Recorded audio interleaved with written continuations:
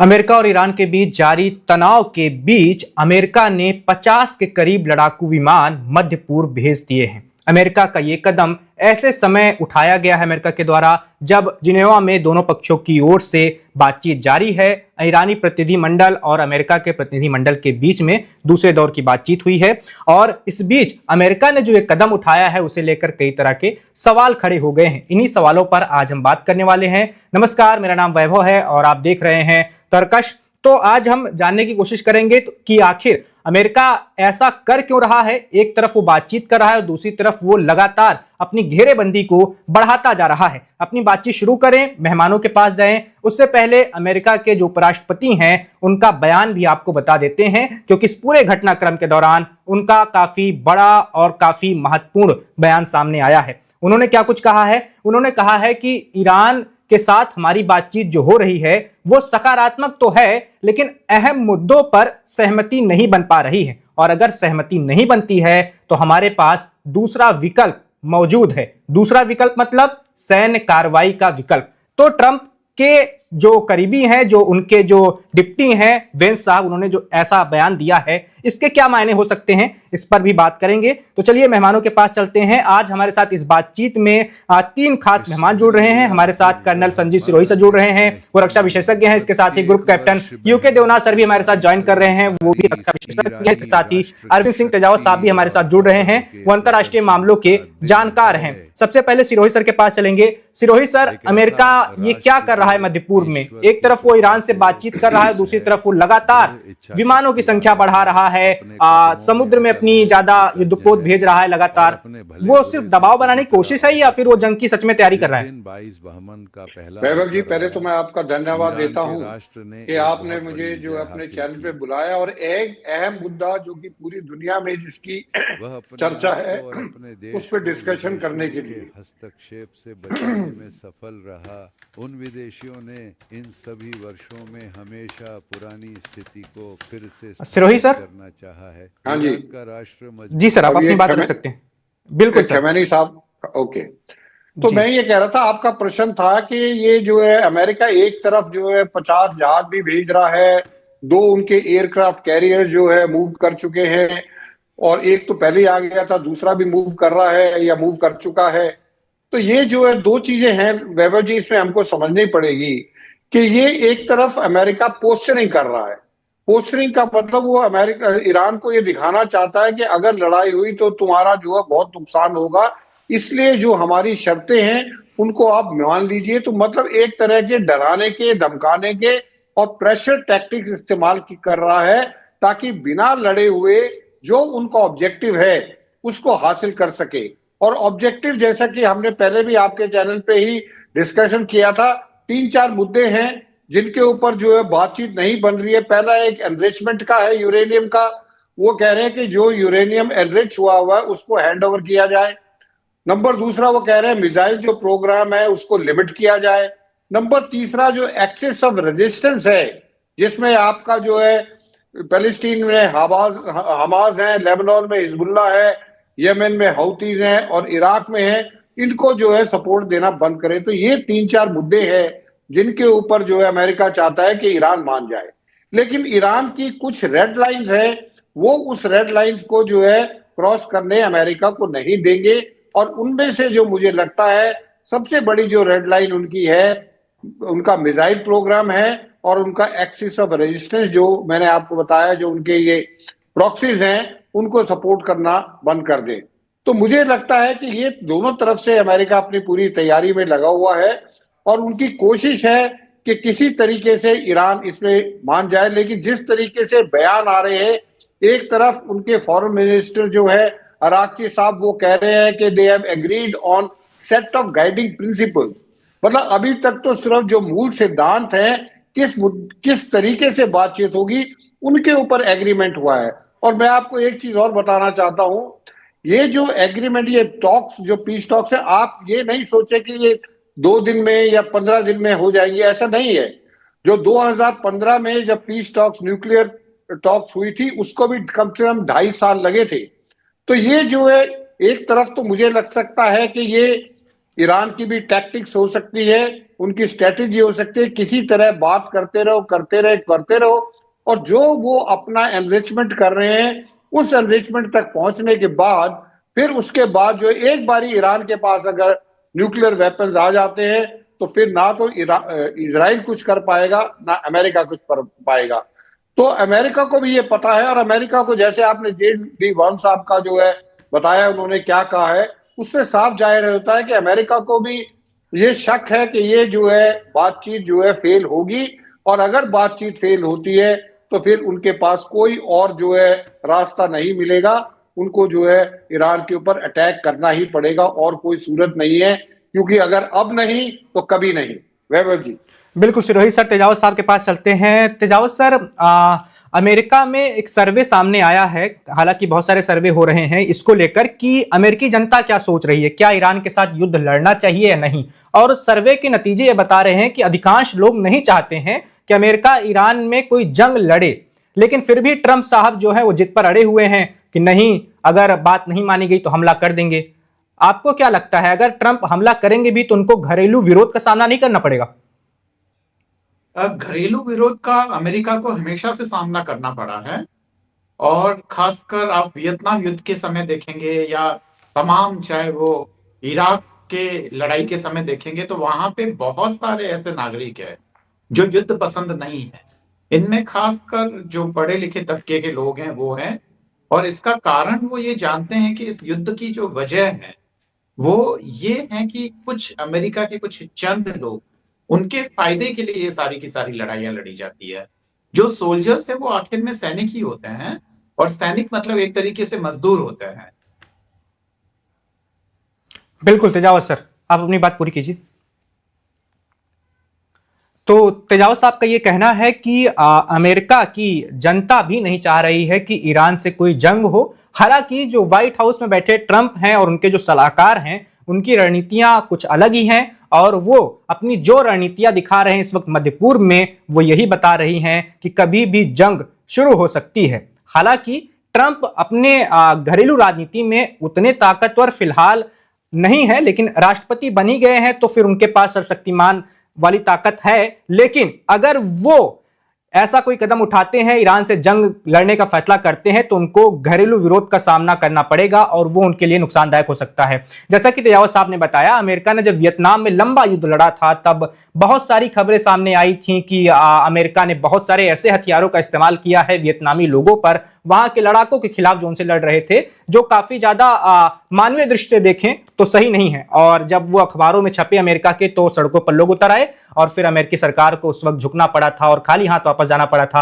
अफगानिस्तान में 20 सालों के बाद खाली हाथ वापस जाना पड़ा, कुछ हासिल हो नहीं पाया, तालिबान फिर से सत्ता में आ गया। तेजावत साहब अपनी बात पूरी कर लीजिए। जी, तो वियतनाम की लड़ाई का आपने जिक्र किया। नोम चॉम्स्की वगैरह ये उसी जमाने के उभरे हुए लोग थे जो कि बाद में वर्ल्ड के काफी बड़े इंटेलेक्चुअल्स में आते हैं जी। तो इन सब लोगों का यही मानना है कि ये जो लोग हैं वो अपने फायदे के लिए लड़ रहे हैं, ना कि अमेरिकन जनता के लिए, और उसकी कीमत देनी पड़ती है जो सैनिक मजदूर हैं उनको देनी पड़ती है। तो इसलिए ये बिल्कुल भी वहां के लोग इसे पसंद नहीं करते हैं। दूसरा, वैभव साहब, एपिस्टिन फाइल का भी मामला है जिसमें ट्रंप के पिक्चर्स और वो तमाम तरीके की चीजें आ रही है, और हो सकता है कि ट्रंप उन सब चीजों से निकलने के लिए, जैसे कि नेतन्याहू ने किया था भ्रष्टाचार के मामलों से बाहर निकलने के लिए और जनता का ध्यान डाइवर्ट करने के लिए, उन्होंने जिस तरीके से हमास पे आक्रमण किया, अमेरिकन जनता को भी शक है कि कहीं ट्रंप भी वो का वो पैंतरा ना अपनाए। तो बहुत सारे अमेरिकन हैं जो इस पक्ष में नहीं है कि इस तरीके की कोई लड़ाई हो जिसमें खाली जो अमीर अमेरिकन हैं उनकी उम्मीदों को पूरा किया जाए। इसलिए निश्चित तौर पे घरेलू जो है वो देखना पड़ेगा। इसके अलावा बहुत सारे ऐसे लोग हैं अलग अलग इलाकों में जिनका जो एक तरीके से जो मूल देश देखें तो वो ईरान है या बहुत सारे अरब इस्लामिक देश हैं जो वहां रहे हैं। इन सब लोगों ने डोनाल्ड ट्रंप को वोट किया था क्योंकि डोनाल्ड ट्रंप साहब ने इलेक्शन के दौरान बहुत सारे जो इस्लामिक नेता थे अमेरिका के उनको मंच पे बुलाया था और उनसे वोट दिया था। तो लगभग सारे ही मुस्लिमों ने डोनाल्ड ट्रंप साहब को वोट दिया था इस उम्मीद में कि ये लड़ाई रुकवाएंगे, क्योंकि उन्होंने ऐसा वादा किया था चुनाव के दौरान कि वो दरअसल इजराइल और फिलिस्तीन की जो लड़ाई है वो आपस में रुकवा लेंगे, इसलिए बहुत सारे मुस्लिमों ने उनको वोट किया था।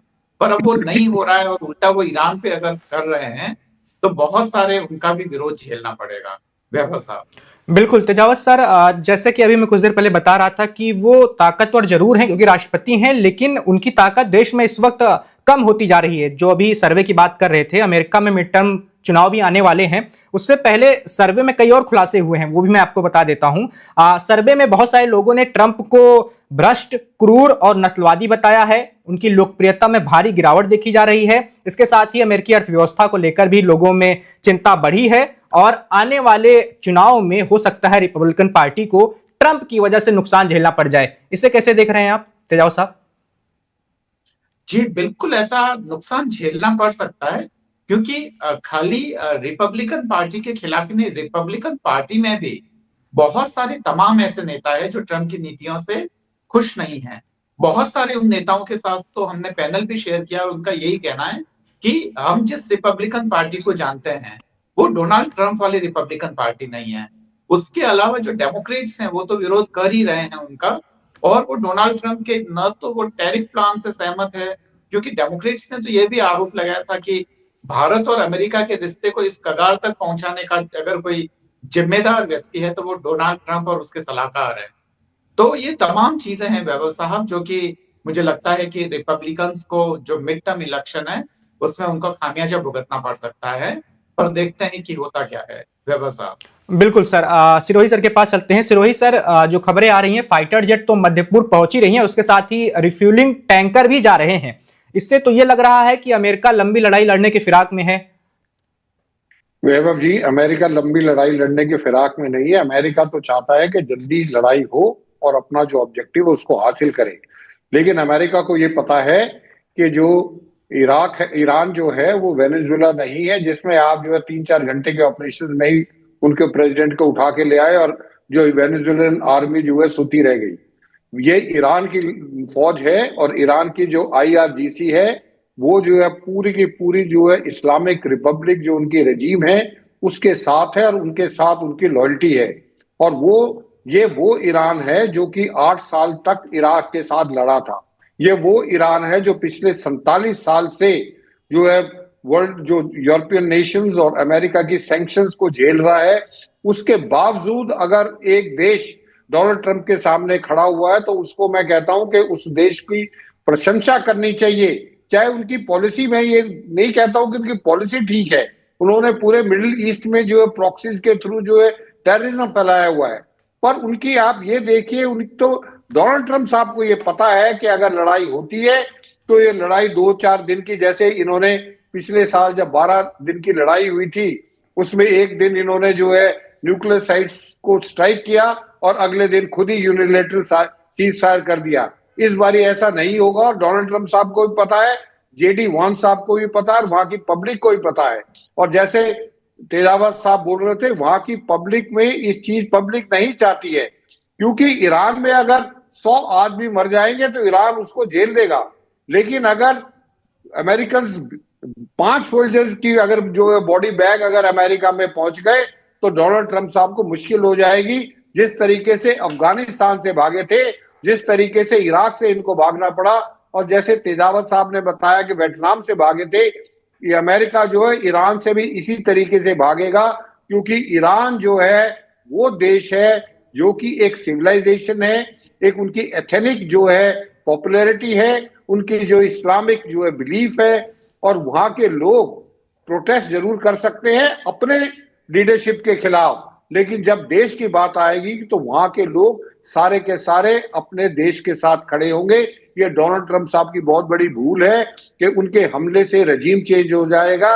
रजीम चेंज नहीं होगा, और अगर जो है अयतुल्ला खमैनी साहब अगर किसी वजह से छोड़ के कहीं रशिया चले गए या कहीं चले गए तो वहां की जो IRGC है, जो कि तकरीबन 1,90,000 के करीब जो सैनिक हैं, वो जो है कट्टर और पूरे जो है लॉयल है, और उनकी जो लॉयल्टी जो है खमैनी साहब के साथ है, तो अमेरिका को बहुत भारी पड़ेगा। इसलिए आप देखिए कि इतना जो बिल्डअप हो रहा है, ये पिछले साल इतना बिल्डअप नहीं हुआ था। इस बारी जो बिल्डअप हो रहा है, उनको पता है डोनाल्ड ट्रंप साहब को और उनकी एडमिनिस्ट्रेशन को कि ये जो है सस्ती लड़ाई नहीं है, ये बहुत महंगी लड़ाई पड़ेगी, और इसीलिए वो धीरे धीरे कोशिश कर रहे हैं कि शायद डरा के, धमका के किसी तरीके से जो है ईरान को राजी कर ले।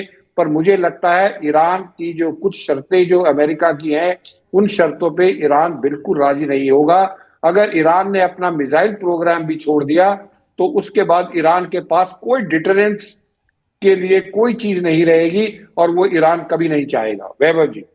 बिल्कुल, तेजावत सर के पास चलते हैं। तेजावत सर, अभी सिरोही सर बता रहे थे कि ईरान इस जंग में बड़ा से बड़ा नुकसान सह लेगा, लेकिन उसे कोई फर्क नहीं पड़ेगा, और अगर अमेरिका को छोटा सा भी नुकसान हो गया, उसके 5, 10, 15 सैनिक भी हताहत हो गए, तो ये ट्रंप को बहुत भारी पड़ जाएगा। मैं चाहता हूं कि आप हमारे दर्शकों को थोड़ा इतिहास के बारे में भी बताइए कि पिछले 50-60 सालों में अमेरिका ने जहां जहां जाकर जंगें लड़ी हैं, अपने हजारों सैनिकों को गंवाया है, उसके बाद वहां की राजनीति पर कैसा असर पड़ा था। देखिए, अमेरिका की सेना के ढांचे को समझने की जरूरत है।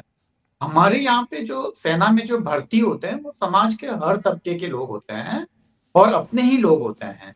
अमेरिका में जो सैनिक हैं उसमें काफी बड़ी संख्या बाहर के प्रवासियों की है या उन सोल्जर्स की है जो अमेरिका के निचले तबके से या गरीब लोग हैं।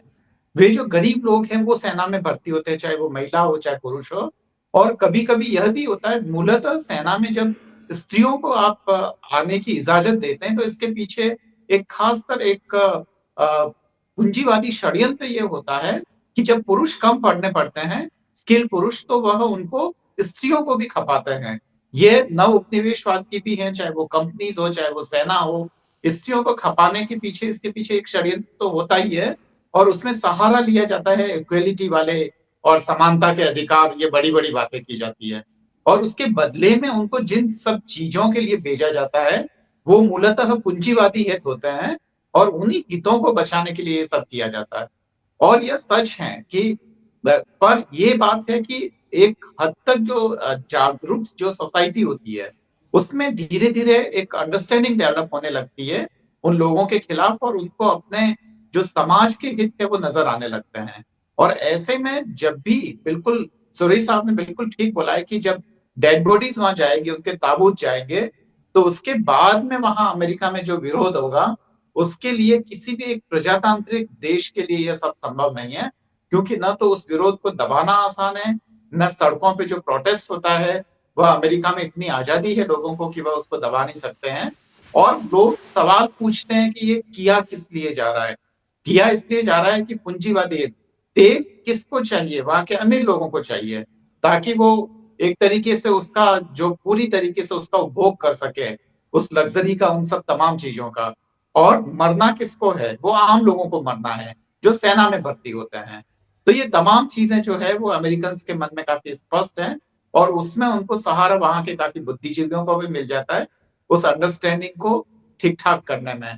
तो ये तमाम चीजें हैं जो मुझे लगता है कि अमेरिका को तेजावत सर, इसमें मेरा एक सवाल है, में आप देश बनाती है। वैभव साहब जी सर, अभी आपने बताया कि अमेरिका में जो आर्थिक रूप से बहुत ज्यादा संपन्न नहीं लोग हैं, वही लोग सेना में जाना पसंद करते हैं, आपने यही कहा था ना? हाँ, जो आर्थिक रूप से संपन्न होते हैं वो अमेरिका में सेना में नहीं जाना चाहते हैं। जो ज्यादातर जिनको नौकरी या कुछ इस तरीके की जरूरतें होती है, आमतौर पे वही लोग सेना में जाते हैं। क्या ये लोग ट्रंप के वोटर हैं? पिछले चुनाव में इन्होंने बड़ी संख्या में ट्रंप को वोट किया है नहीं? वैभव साहब, आवाज थोड़ी सी तेजावत सर सुनाई नहीं दे रही है जी। मेरा सवाल था कि तेजावत सर, मेरा जो सवाल था वो ये था कि जो लोग सेना में जाना पसंद करते हैं अमेरिका में, वो ट्रंप के वोटर हैं या नहीं? चलिए, तेजावत सर तक आवाज नहीं जा पा रही, सिरोही सर के पास इसी सवाल को लेकर चलते हैं। सिरोही सर, ये अमेरिका में जो वहां की राजनीति है, वहां का जो सामाजिक ताना बाना है, उस हिसाब से जो ट्रंप के वोटर हैं उनकी क्या आशाएं अपेक्षाएं होंगी? क्या वो भी जंग चाहते हैं या नहीं?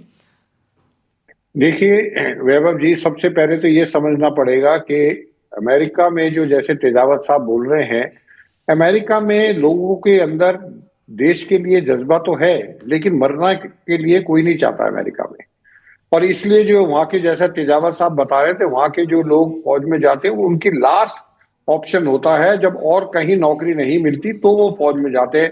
ये भारत की तरह नहीं है कि भारत में जो है देश प्रेम के लिए आप करो। और कारगिल की लड़ाई में, जब कारगिल की लड़ाई चल रही थी और हमारे सैनिक मर रहे थे, उस समय जब रिक्रूटमेंट रैलीज हो रही थी जगह जगह, तो वहां पे जो है इतने लोग इकट्ठे हो गए थे, इतने लोग इकट्ठे हो गए थे, वहां पे लाठीचार्ज करना पड़ा। तो ये जो जज्बा है, ये भारत की सेना में, भारत के लोगों में, अमेरिका में ऐसा नहीं है। हमारे लोग जो है, हमारे जो लोग शहीद, सैनिक शहीद होते हैं, उनको जो वो आते हैं तो उनको इज्जत देते हैं। और जिस घर से एक सैनिक मरता है तो उस घर से 5 लड़के और फौज में जाना चाहते हैं। तो ये फर्क है वहां की फौज में और हमारी फौज में। तो इसलिए वहां की जब लोग, और ये जो आपका सवाल है कि रिपब्लिकन के लिए क्या डोनाल्ड ट्रंप साहब के वोटर है, वोटर तो होंगे जरूर, तभी तो डोनाल्ड ट्रंप साहब जीत गए हैं। लेकिन हाँ, ये पक्का फैक्ट है कि अगर ये लड़ाई होती है और उसमें अमेरिकन सोल्जर्स की ज्यादा कैजुअलिटीज होती हैं, तो उस केस में ये पक्का है कि डोनाल्ड ट्रंप साहब जो है मिड टर्म इलेक्शन में जो है हार जाएंगे। और जो है उनका जो रिपब्लिकन पार्टी को बहुत ज्यादा नुकसान पहुंचेगा। जो बाइडेन साहब ने वो ही किया था, वहां से जो है अफगानिस्तान से गए थे और जो डेमोक्रेट जो है हार गए थे। तो ये हमको देखना है कि अभी जो है डोनाल्ड ट्रंप साहब क्या कोशिश कर रहे हैं। और दूसरी चीज है, ये अकेले जो है डोनाल्ड ट्रंप साहब या उनकी एडमिनिस्ट्रेशन जो है इसका डिसीजन नहीं ले पा रही है। उधर से उनके ऊपर इजराइल का प्रेशर है। इसलिए आपने देखा होगा नेतन्याहू साहब पिछले हफ्ते जो है अमेरिका गए थे और उन्होंने अपने कई प्रस्ताव रखे। उन्होंने जो है मेन जो उनका मुद्दा है कि न्यूक्लियर पे तो आप बातचीत करो, लेकिन मिसाइल प्रोग्राम को आप रोको, क्योंकि अगर मिसाइल प्रोग्राम नहीं रुका तो ईरान काबू नहीं आएगा। तो उसके बाद जो मिडिल ईस्ट कंट्रीज हैं वो भी नहीं चाहती कि लड़ाई हो। कल स्टेट ऑफ हॉर्मुज अगर बंद हो जाती है तो इनका तो जो कुवैत है, बहरीन है, यूए है, इनका तो जो है तेल जाना बंद हो जाएगा। और अगर तेल जाना बंद हो गया तो इनको इकोनॉमी का भट्टा बैठ जाएगा। तो ये सब चीजें हैं। तो उसको मद्देनजर रखते हुए एक तरफ बातचीत चल रही है जो कि बड़ी मुश्किल है, लेकिन दोनों तरफ ये कह रहे हैं कि जी कोशिश की जा रही है किसी तरीके से जो आपस में जो दूरियां हैं उनको कम की जाएं। और दूसरी तरफ जो बिल्डअप हो रहा है, ईरान भी पूरी तैयारी कर रहा है। कल जो है स्टेट ऑफ हॉर्मुज को कई घंटे के लिए बंद किया गया। IRGC की नेवी ने वहां पे जो है लाइव फायर करके ड्रिल्स की गई। तो दोनों तरफ से तैयारियां पूरी हैं।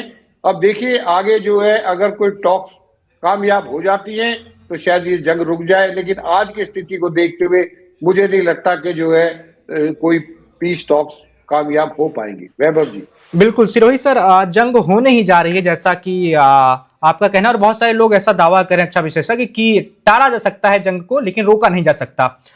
मेरा सवाल है कि ईरान को नुकसान होगा ये सबको पता है। अमेरिका की वायुसेना कितनी ज्यादा मजबूत है, उनकी नौसेना कितनी ज्यादा मजबूत है और ईरान में वो कैसी तबाही मचा सकती है सबको पता है। लेकिन मैं आपसे जानना चाहता हूं कि अमेरिका को कैसा कैसा नुकसान हो सकता है। क्या उसके जो जंगी बेड़े हैं उसको कोई नुकसान पहुंचा सकता है ईरान, या उसके जो फाइटर जेट्स हैं उनमें से कुछ गिरा सकता है या नहीं, उसके पास ऐसी क्षमताएं हैं नहीं, और मध्य पूर्व में जो सैन्य ठिकाने हैं अमेरिका के, उसे कितना नुकसान पहुंचा सकता है ईरान जंग की स्थिति में। देखिए वैभव जी, इसमें कोई दो राय नहीं है कि अमेरिका जो है एक बहुत बड़ी मिलिट्री पावर है। और ईरान और अमेरिका के अगर आप कंपैरिजन करें तो ईरान जो है अमेरिका के सामने कोई कम नहीं स्टैंड करता है। लेकिन जब दो देश लड़ते हैं तो उस मामले में ये कहना है कि एक का नुकसान नहीं होगा और दूसरे का नुकसान होगा, ये ऐसा नहीं होता है। लड़ाई में दोनों साइड से नुकसान होगा। अमेरिका उस नुकसान को झेलने, मटेरियलिस्टिक जो नुकसान होगा, जो हथियारों का नुकसान होगा, हवाई जहाजों का होगा, हो सकता है जो बेड़े में भी अगर कोई शिप सिंक कर जाता है, डूब जाता है, तो वो भी अमेरिका बर्दाश्त कर सकता है। लेकिन अमेरिका जो ह्यूमन रिसोर्सेज, जो उनके सैनिक है, उनको जो है नुकसान बर्दाश्त नहीं कर पाएगा। और ईरान का सबसे बड़ा जो आप कहते हैं ट्रम्प कार्ड ये है कि ईरान अपनी तरफ से कोशिश करेगा कि अमेरिकन जो बेसिस हैं मिडिल ईस्ट में, तकरीबन 17-18 जो बेसिस हैं अलग अलग कंट्रीज के अंदर, उनके ऊपर हमला करेगा। क्योंकि ईरान जो है अमेरिका के ऊपर तो जो उनकी अमेरिका एज ए देश है उस पर हमला नहीं कर सकता, लेकिन जो उनके मिलिट्री बेसिस है उनके ऊपर जरूर हमला करेगा। और खमैनी साहब ने तो यहां तक कह दिया है कि अमेरिका ये सोचता है कि उनका जो एयरक्राफ्ट कैरियर है उसको डुबोया नहीं जा सकता, हमारे पास ऐसे हथियार हैं, हम उसको भी डुबो सकते हैं। तो ये तो एक रेटोरिक हो सकता है, ये तो एक जो है बोलने की बात हो सकती है, लेकिन मैं ये आपको बता रहा हूं कि ईरान के साथ अगर अमेरिका की लड़ाई होती है तो ईरान जो है अमेरिका को नुकसान पहुंचाएगा, और वो नुकसान जो है उसकी भरपाई करना डोनाल्ड ट्रंप साहब के बस की नहीं है। इकोनॉमिकली तो वो भरपाई शायद कर पाएंगे, लेकिन जो सैनिकों की जो कैजुअलिटीज होंगी उनको मुझे नहीं लगता कि वो अमेरिका एज ए कंट्री उसको एक्सेप्ट कर पाएगा। इसलिए ये जो थोड़ी जो रोका हुआ अपने आप को, इसलिए रोका। अगर इनको पता होता कि ये जल्दी काम हो जाएगा तो अब तक तो अटैक हो गया होता। इसलिए आप देखिए, अगर अमेरिका इतनी बड़ी ताकत है तो अमेरिका को इतना टाइम 2 एयरक्राफ्ट कैरियर लेके आ रहा है, और एयरक्राफ्ट कैरियर का मतलब एक जहाज नहीं होता है, एयरक्राफ्ट का पूरा इकोसिस्टम होता है।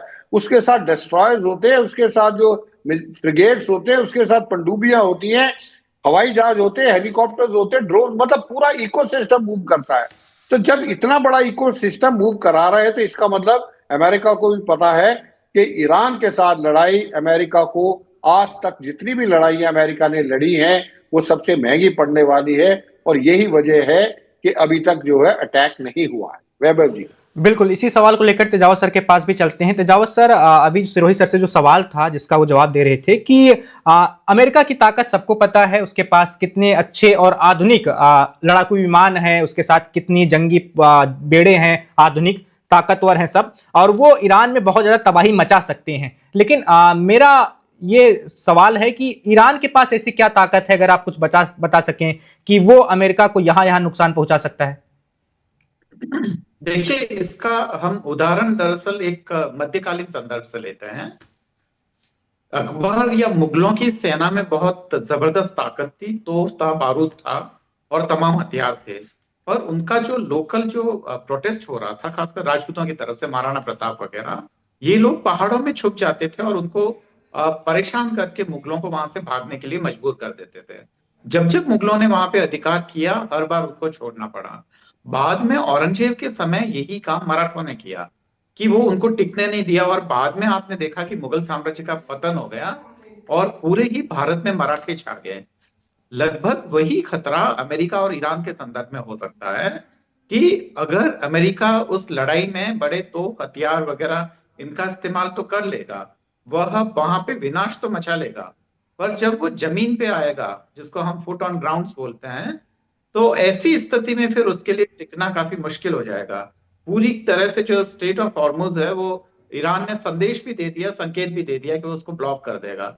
और उसके बाद में जो ईरान के जो प्रॉक्सीज हैं, जो उसको लगातार मदद करते रहे हैं, उसमें हमास को भले ही उन्होंने काफी उसकी कमर तोड़ दी है, हिजबुल्लाह को भी काफी हद तक मतलब डिफेंसिव पोजीशन में ले आया है, और हूथी वगैरह ये इतने ताकतवर है कि ये हमास और उनसे भी ज्यादा ताकतवर है हिजबुल्लाह से, जिनके पास रॉकेट लॉन्चर से लेकर तमाम बड़ी बड़ी चीजें हैं। ये अमेरिका की मतलब परेशानियां बहुत जबरदस्त तरीके से बढ़ा लेंगे।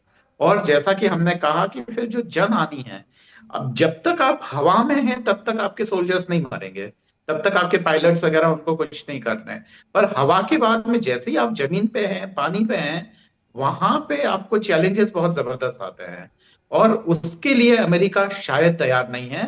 ना अमेरिका या किसी भी दुनिया में ऐसी कोई तकनीकी है कि वो जनता की भावनाओं को खत्म कर सके, ऐसी कोई तकनीकी इजाद नहीं हुई है। और अगर ये प्रोटेस्ट हिट अमेरिका के अंदर तक जाके, अगर वहां पे आतंकी हमले या वहां तक अगर अंदर तक ये सब चीजें होने लग जाएगी, तो मुझे लगता है कि अमेरिका की बस का नहीं रह जाएगा।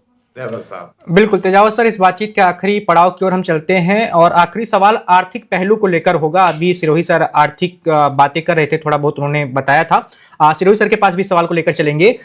ईरान की अर्थव्यवस्था का बेड़ा गर्क हो रखा है इस वक्त, सबको पता है, और अगर जंग हुई तो उसकी अर्थव्यवस्था की हालत और ज्यादा खराब हो जाएगी, और भी गर्त में चली जाएगी, ये भी सबको पता है। लेकिन अमेरिका में भी आर्थिक हालात बहुत अच्छे नहीं हैं, तमाम रिपोर्ट्स आती हैं कि वहां भी आर्थिक दिक्कतें हैं। क्या अमेरिका की अर्थव्यवस्था किसी नए जंग की कीमत चुकाने के लिए तैयार है? देखिए, अभी जो ऊपर का अगर देखें तब तो अमेरिका की अर्थव्यवस्था में काफी क्षमताएं लगती है, क्योंकि उसका साइज बड़ा है। और दरअसल जो कर्ज जो होता है ना, वो इस पे डिपेंड करता है कि आपकी कर्ज चुकाने की क्षमता कितनी है। तो अमेरिका सबसे बड़ा कर्जदार देश होने के बावजूद उसकी कर्ज चुकाने की कैपेसिटी काफी ज्यादा है। फिर सिस्टम कुछ ऐसा है, या चीजें कुछ ऐसी है जो अमेरिका को फेवर करती है। पर अगर वो व्यवस्था टूट जाती है तो अमेरिकी अर्थव्यवस्था ठीक वैसे ही धराशायी हो जाएगी जैसा कि 80 के दशक से पहले, 70-80 के दशक में साम्यवादी व्यवस्था धराशायी हो गई थी। क्योंकि उस अर्थव्यवस्था में वह कैपेसिटी नहीं थी नए चैलेंजेस को वहन करने की, या उत्पादन, या एक लाल फीताशाही वगैरह प्रोडक्शन पे बहुत ही बुरा असर पड़ रहा था। ये सारी तमाम चीजें हैं। अगर अमेरिका में वो सप्लाई चेन और वो जो उपभोक्तावादी जो है, या डॉलर्स में जिस तरीके से वो लोग पूरा दुनिया जो उन पे डिपेंडेंट है, या वो जितना मजबूत है, अमेरिका प्रोडक्शन तो कुछ करता नहीं है ना, अमेरिका के यहाँ पैदा कुछ नहीं होता है, वो पूरी जी। दुनिया का सामान खरीदता है। तो अगर इस चीज को कहीं पे भी डिस्टर्ब हो गया, या उसका कोई अल्टरनेटिव इकोनॉमी अगर पैदा हो गई, तो फिर मुझे लगता है कि वहां से अमेरिका का पतन शुरू हो जाएगा। ठीक वैसे ही जैसे कि स्वेटर का अगर एक धागा पकड़ में आ जाता है और आप उसे खींच लेते हैं तो पूरा का पूरा स्वेटर उधर जाता है, लगभग अमेरिका उसी स्थिति में है वैभव साहब। तेजावत सर, बहुत सारे लोग ये भी कह रहे हैं कि इसे आप परमाणु बम वाली जंग मत समझिए कि ये अमेरिका नहीं चाहता कि ईरान के पास परमाणु शक्ति आए। इसे आप ऐसे भी देख सकते हैं कि ये डॉलर बचाने की भी एक लड़ाई है जो अमेरिका इस वक्त पूरी दुनिया में लड़ रहा है। आपका क्या मानना है? बिल्कुल सही बात है, ये काफी हद तक सही है। और डॉलर बचाने के साथ साथ अपना वर्चस्व स्थापित करने की लड़ाई है। क्योंकि अमेरिका ये पूरी दुनिया में अगर अपना वर्चस्व बना लेता है तो फिर अमेरिका का कोई मुकाबला करने वाला देश शेष नहीं रहेगा। पर अगर इस समय अमेरिका अगर पीछे चला जाता है और अगर तमाम देशों में परमाणु ताकतें आ जाती है, जैसे कि बिल्कुल सिरोही साहब ने भी अभी थोड़ी ही देर पहले जब शुरुआत में कहा था उन्होंने कि अगर अभी नहीं तो कभी नहीं, तो फिर ईरान के ऊपर अमेरिका का कब्जा और अमेरिका का ये सब बिल्कुल ही सपने रह जाएंगे। और वहां पे अमेरिका को चैलेंज मिलना शुरू हो जाएगा, और अमेरिका कभी नहीं चाहेगा कि मल्टीपोलर वर्ल्ड बने, और ऐसे में उसकी ताकत को हर जगह से चैलेंज मिलना शुरू हो जाएगा। वैभव साहब। बिल्कुल तेजावत सर, एक छोटा सा सवाल और है। दिल्ली में एआई की जो समिट हो रही है उसमें गलगोटिया यूनिवर्सिटी है एक, उसने एक रोबोट को अपना बताकर पेश किया कि ये हमने बनाया है, हमारा ये निर्मित है, हमने आविष्कार किया है, लेकिन था वो चाइनीज असल में। आप तक भी खबर पहुंची होगी। इसे आप कैसे देखते हैं? क्या हमारी जो साख बन रही है उस पर ऐसी हरकतें बट्टा नहीं लगा देती हैं? बिल्कुल बट्टा लगाती है। अगर आप कहें तो थोड़ा ज्यादा भी बात कर सकते हैं। बिल्कुल यूनिवर्सिटीज सर। में जिस तरीके का जो ब्रेन आना चाहिए वह आ नहीं रहा है, और उसके पीछे राजनीतिक कारण है। क्योंकि लगभग हर एक भारतीय ये जानता है कि यूनिवर्सिटी के जो सिलेक्शन होते हैं वो पॉलिटिकल होते हैं, आपके पॉलिटिकल एफिलिएशन से डिसाइडेड होते हैं। और वहां पे जो ब्यूटीफुल ब्रेन है उनको पनपने की वो जो स्वतंत्रता होनी चाहिए वह नहीं होती है। क्योंकि एक जो सामंती दौर में जैसे कि चापलूसों का एक घेरा बनता था, तो जो है तो वो प्रमोशन से लेकर वहां पे नॉर्म्स इतने कड़े नहीं है। रिसर्च पेपर्स के लिए, भारत के रिसर्च पेपर्स के लिए कहते हैं कि दुनिया के सबसे बड़े फ्रॉड है, सबसे बड़े चीटर्स हैं जो। और ये इसका उदाहरण है। गलगोटिया यूनिवर्सिटी के कुछ लोग जिनसे मैं परिचित हूँ कंप्यूटर साइंस डिपार्टमेंट से ही, जो पहले वहां पढ़ाते थे अब कहीं और पढ़ाते हैं, तो यह सब ठीक नहीं है। और किसी भी प्राइवेट संस्थानों के पास में जहां ना तो ठीक से इंफ्रास्ट्रक्चर है, जिनका केवल और केवल मकसद पैसा कमाना है, वहां कोई बड़ी रिसर्च की कोई उम्मीद करें, या बड़े बड़े सेंट्रल यूनिवर्सिटीज जहाँ की यूनिवर्सिटीज के लेबोरेटरीज की हालत काफी खराब है, और लोग केवल एक तनख्वाह पाने के लिए और रिसर्च और उन सब चीजों से दूर होने के लिए एक तरीके से कहें तो सफेद हाथी बन चुके हैं सब कुछ। अगर इनको समय रहते नहीं सुधारा गया तो मुझे लगता है कि देश के लिए और बहुत सारी चुनौतियां। सुधारे कैसे सर? व्यवस्था सुधारे कैसे? कोई, देखिए इसमें आपको फंडामेंटल चेंजेस करने पड़ेंगे। जैसे कि आपको उन लोगों को आगे आने देना पड़ेगा। जैसे कि एक उदाहरण दीजिए, जब आपको पीएचडी में आपको 10 एडमिशन करने होते हैं, और आप अगर 100 को बुलाएंगे तो न्याय कहाँ से हो पाएगा? आप उन्हीं 10 हैं तो आप मुश्किल से 15 लोगों को या 20 को या हद से ज्यादा 30 लोगों को बुला लीजिए तो वो कर पाएंगे। वेंकटेश्वर ऐसे थे जो भारत में कहीं ढंग की यूनिवर्सिटी में अपनी जगह नहीं बना पाए, पर जब वही अमेरिका चले जाते हैं तो नोबेल प्राइज जीत लेते हैं। हरगोविंद खुराना, वो भारत में रह के नहीं पनप पाते हैं, पर जब वो अमेरिका जाते हैं तो पनप जाते हैं। ऐसे तमाम उदाहरण है, एक नहीं, ऐसे तमाम उदाहरण है कि यहाँ का ब्रेन यहाँ कुछ नहीं कर पाता और वहां बाहर अच्छा कर पाता है। एक सिस्टम होना चाहिए, एक तरीका होना चाहिए जहां अच्छे लोग आगे आ पाए, पर यह तरीका पनपने नहीं देते, कई बार स्वार्थ के कारण, कई बार अपने वेस्टेड इंटरेस्ट के कारण। और मुझे ऐसा लगता है कि चाहे वो कोई सी भी सरकार हो, चाहे वह पहले की सरकारें हो या अब की सरकारें हो, वो अच्छे दिमाग या ब्यूटीफुल ब्रेन्स को वहां पे एज अ पॉलिसी मेकर्स वहां लाना नहीं चाहती है, ऐसी नीतियां नहीं बनती है। और ज्यादातर जो ब्यूरोक्रेट्स हैं जो कि 1947 के स्टाइल का काम करते हैं, वही सारी नीतियां बनाते हैं। अगर एजुकेशन सिस्टम का कोई एकेडमिशियन नहीं बनाएगा, अगर कोई ब्यूरोक्रेट बनाएगा और उनके ऑर्डर से अगर सारी यूनिवर्सिटीज चलेंगे तब भी मुश्किल होगा। और जो बचे खुचे एकेडमिशियंस हैं जिनमें कोई एकेडमिक क्षमता नहीं है, तो उनका एटीट्यूड ठीक नहीं होगा। तो ये तमाम चीजें हैं वैभव साहब, जो मुझे लगता है कि हमारे यूनिवर्सिटीज को सीखना चाहिए, और अगर ये तेजावत सर, समय रहते नहीं किया गया तो एक और चर्चा उठी है इस वाली घटना के बाद। लोग बात कर रहे हैं अब कि जो निजी विश्वविद्यालय हैं उनकी गुणवत्ता कैसी होनी चाहिए और अभी कैसी है, क्योंकि ये विश्वविद्यालय जो हैं पैसा खूब लेते हैं छात्रों से, फीस इनकी बहुत महंगी होती है, लेकिन वही हम बात करते हैं शिक्षण कार्यों की तो वो उतनी ज्यादा गुणवत्तापूर्ण नहीं होते। देखिए, रिसर्च पे पैसा खर्च करने का आउटपुट उन्हें नहीं मिलता है। मान लो हमने लेबोरेटरीज, रिसर्च वगैरह लोगों को पैसा दिया, तो उन प्राइवेट यूनिवर्सिटीज वालों को उसका वापस फायदा क्या है? कोई फायदा नहीं है। उनको फायदा है कि ज्यादा से ज्यादा स्टूडेंट्स आए और वो उनको फीस दें। तो ऐसे हालत में कोई भी निजी यूनिवर्सिटीज कोई अच्छे रिसर्च का काम नहीं करेगी। बावजूद उसके, खासकर सोशल साइंस में कुछ गिनी चुनी 2-4 यूनिवर्सिटीज हैं जो कि थोड़ा सा ठीक काम कर रही है, क्योंकि उन्होंने जिन एकेडमिशियंस को वहां रिक्रूट किया है।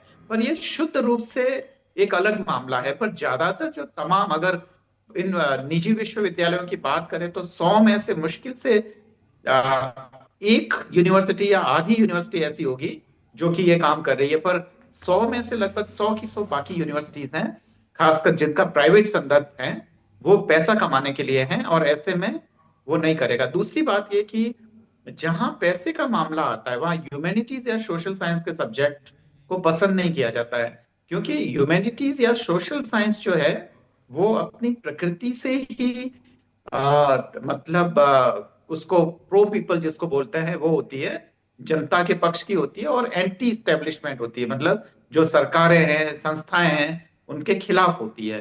तो आप जब जब देखेंगे कि इंजीनियरिंग या इस तरीके की जो तमाम चीजें जहां पे सीधा सीधा सरकार पे सवाल नहीं उठता है, उनको ज्यादा अनुदान मिलता है, और कई बार उन जगहों को अनुदान नहीं मिल पाता है जो आपके खिलाफ सवाल खड़े करते हैं। और ये मूलतः मानविकी या समाज विज्ञान वाले लोग हैं, वह ज्यादा करते हैं वैभव साहब। तेजावत तो सर जी, बहुत गड़बड़ है वैभव साहब। पर ये मुझे लगता है कि भारत का एक खास स्टेज है जहां धीरे धीरे चीज ठीक होगी वैभव साहब। ये शिक्षा के जो व्यवसायीकरण की दौड़ शुरू हुई है जिसमें विश्वविद्यालय या निजी विश्वविद्यालय शामिल हैं, आपको लगता है कि सरकार को इस पर थोड़ी रोक लगानी चाहिए और खासकर शिक्षा जैसे क्षेत्र को व्यवसाय से थोड़ा दूर रखना चाहिए? यहां पर व्यापारियों को नहीं घुसेड़ देना चाहिए, उनको आने नहीं देना चाहिए। वो अपना विश्वविद्यालय खोलकर सिर्फ और सिर्फ इसीलिए खोल रहे हैं विश्वविद्यालय जिससे पैसा कमाया जा सके, अंधा पैसा कमाया जा सके। बिल्कुल, ये तो बहुत ही बड़ी बात कही है, ये तो बहुत बड़ी नैतिकता की बात है। जो मिनिमम जिम्मेदारी है सरकार की कि एक निष्पक्ष तरीके से सिलेक्शन प्रोसीजर हो, वह भी नहीं है। जो काबिल लोग हैं वो लंबे समय तक प्रमोशंस के बिना बैठे रहते हैं, और जो नाकाबिल लोग हैं वो उन जगहों पे आ जाते हैं। अब ये लोग यूपीएससी जैसे और जो पब्लिक सर्विस कमीशन जैसे महत्वपूर्ण संस्थानों के क्वेश्चन पेपर्स बनाते हैं, और फिर वो अपनी ही जैसा ब्रेन वापस इंडिया में हर जगह एडमिनिस्ट्रेशन से लेके हर जगह लगाते हैं। तो देश का तो बहुत भयानक, जो बेसिक चीज है वह तो कम से कम पूरी करें, जो कि जिसके लिए अदालतें हैं, जिनके लिए सरकारें हैं। अगर वही तय नहीं होता है तो आप जो कह रहे हैं वो तो बहुत बड़ी बात है वैभव साहब।